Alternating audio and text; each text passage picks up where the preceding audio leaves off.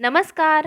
अंकिताज kitchen मराठीच्या आजच्या भागात आपण पाहणार आहोत सोयाबीन आणि गाजर वापरून मस्त असे खमंग थालीपीठ. चला तर मग पटकन अगदी सोप्या आणि परफेक्ट अशा रेसिपीला सुरुवात करूयात. सर्वप्रथम इथे मी 1 वाटी सोयाबीन घेतलेले आहेत आणि ते एका बाउलमध्ये टाकून ते एका पाण्याने आपण धुवून घेऊया आणि त्यानंतर सोयाबीनमध्ये भरपूर पाणी टाकून सोयाबीन 20 ते 25 मिनिटांसाठी भिजत ठेवूया.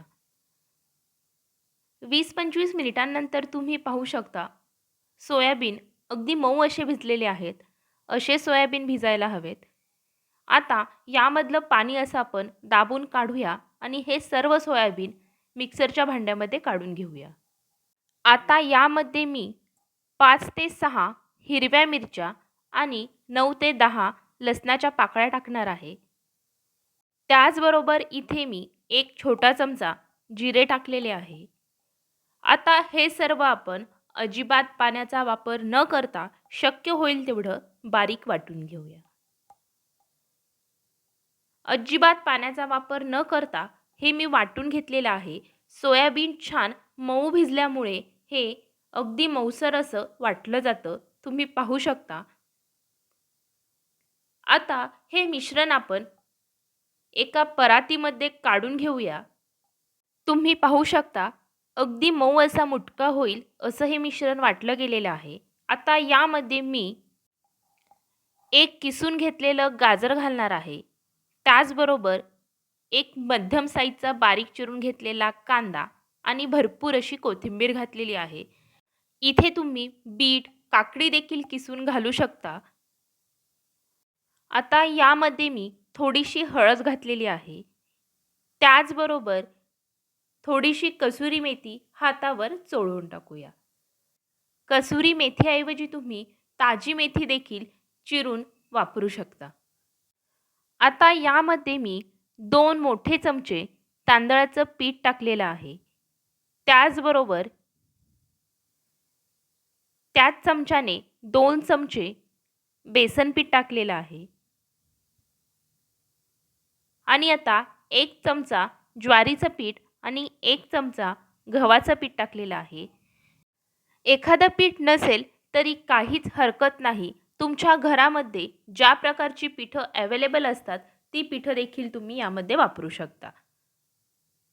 आता यामध्ये सगळ्यात महत्त्वाची गोष्ट म्हणजे मी इथे 2 मोठे चमचे ताजं दही टाकलेलं आहे. दह्यामुळे थालीपीठं थंड झाल्यानंतर देखील वातड होत नाहीत.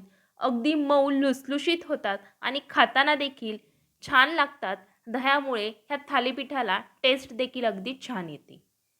यामध्ये मी चवीपुरतं मीठ टाकलेलं आहे आणि आता यामध्ये मी अर्धी वाटी बाजरीचं पीठ टाकणार आहे. बाकीची पीठं नसली तरी देखील बेसन पीठ आणि गव्हाचं पीठ तर आपल्या घरामध्ये अवेलेबल असतंच.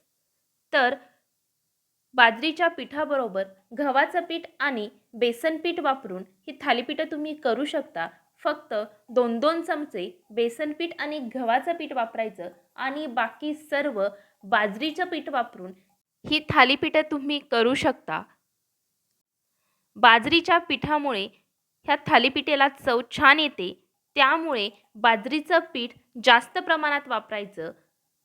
थंडीच्या दिवसामध्ये मिळणाऱ्या मुबलक भाज्या आणि थंडीमध्येच आरोग्यासाठी अतिशय चांगली असणारी बाजरी याचा वापर करून तुम्ही ही थालीपीठं करू शकता.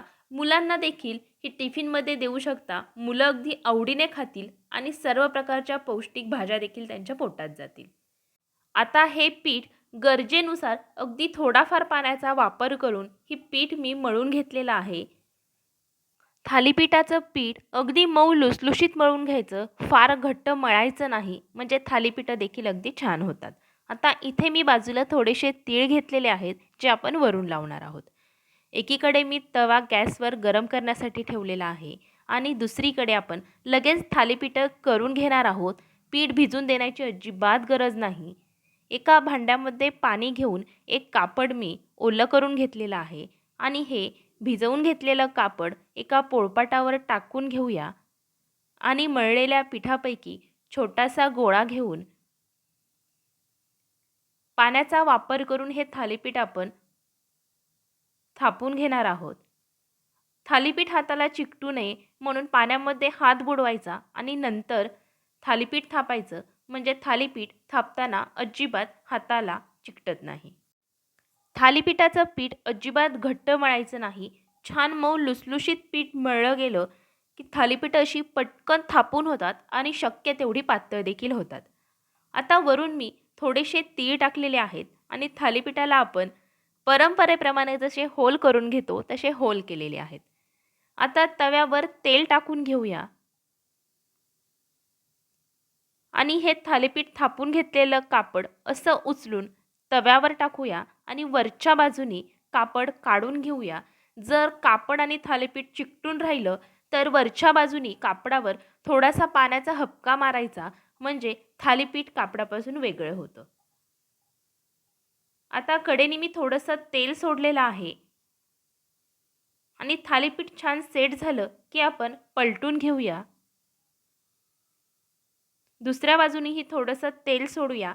तेलाऐवजी तुम्ही तूप, बटर याचा देखील वापर करू शकता.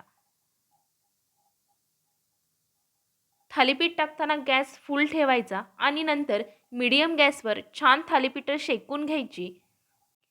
तयार आहे आपलं अतिशय पौष्टिक असं खमंग मऊ लुसलुशीत थालीपीठ. अशाच पद्धतीने मी बाकीची थालीपीठं देखील करून घेतलेली आहेत. फक्त नंतरची थालीपीठं करताना प्रत्येक वेळी लक्षात ठेवायचं की थालीपीठ केलेलं कापड हे प्रत्येक वेळी पाण्यामधनं काढून घ्यायचं आणि नंतर मग दुसरं थालीपीठ थापायचं. म्हणजे थालीपीठं अगदी छान थापली जातात आणि चिकटत देखील नाहीत.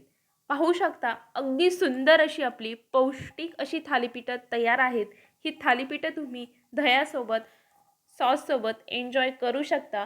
अगदी काहीच नसलं तशीच थालीपीठ बटर किंवा तूप लावून खाल्ली तरी अगदी छान लागतात. मुलांना नक्कीच तुम्ही टिफिनमध्ये देऊ शकता. नाश्त्याला तर हा अगदी पौष्टिक असा उत्तम प्रकार आहे. नक्की ट्राय करा. व्हिडिओ आवडल्यास व्हिडिओला लाईक, शेअर आणि चॅनलला सबस्क्राईब करायला मात्र अजिबात विसरू नका.